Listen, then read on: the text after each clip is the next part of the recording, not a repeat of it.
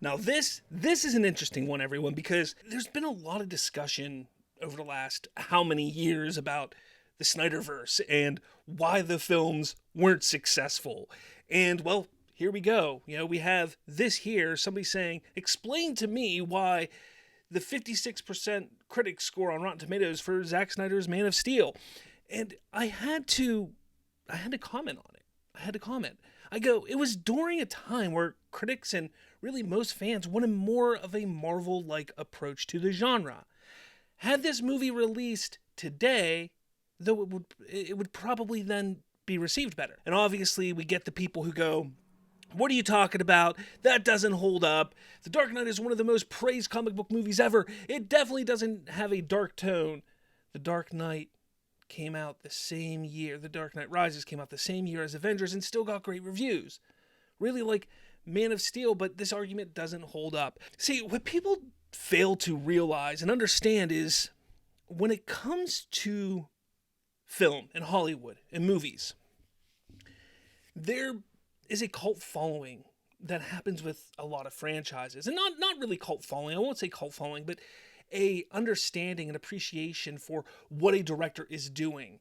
And that has to be established early on. Batman Begins was 2005. That was before the Marvel boom. That was before Marvel had their first film. The Marvel Cinematic Universe had its first film.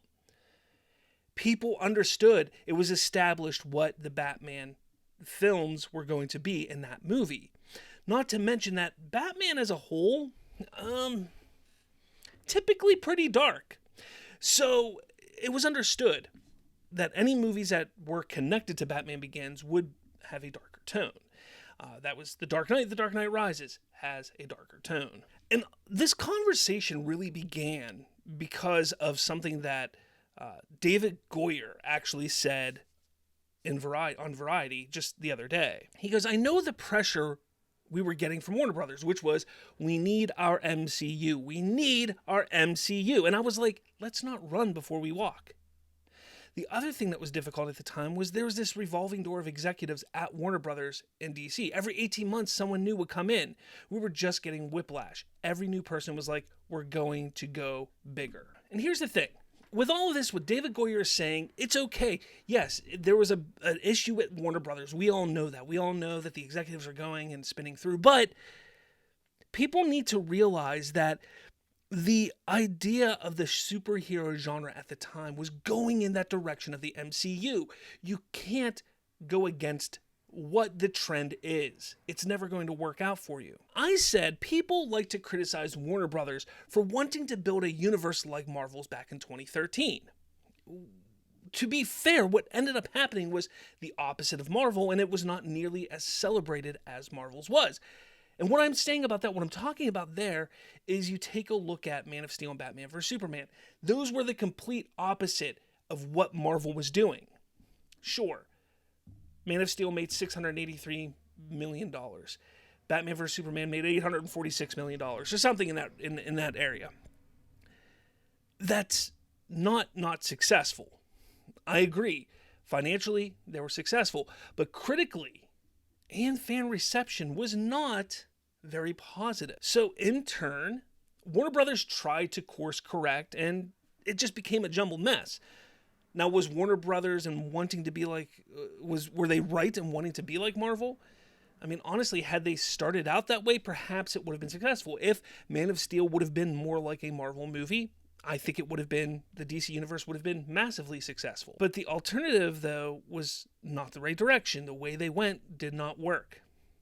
And I love Man of Steel. Man of Steel to me is a masterpiece of a superhero film. I love that movie. Batman vs. Superman, I love that movie. But the best course today is a reboot, which I hope done does properly. There's a problem out there, though. People just don't want to admit, people don't want to understand that there is this thing that, they want to be right about everything. They want to say, look, Warner Brothers and DC, you were wrong. Yes, they were, but not about what you're saying. I get that you liked Man of Steel, or Batman vs. Superman, Zack Snyder's Justice League. I get that. I like them too. The success that they were looking for was not happening at the time.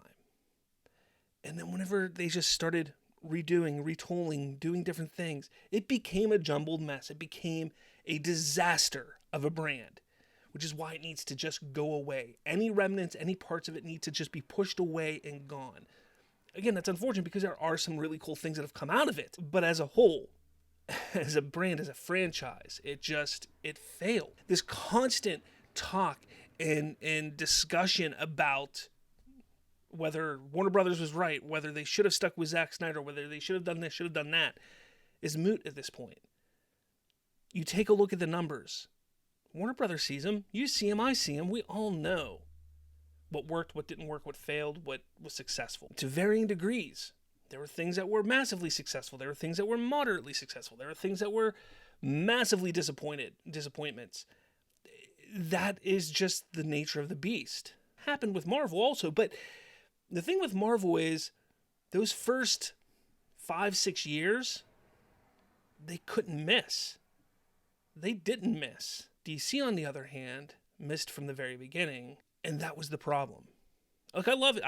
I love what Zack did. But to sit here in 2023 and discuss what went wrong in 2013 as fans and trying to say that what they did and how they handled it was wrong, there's no point to it anymore. There's no point in fighting with each other about all this.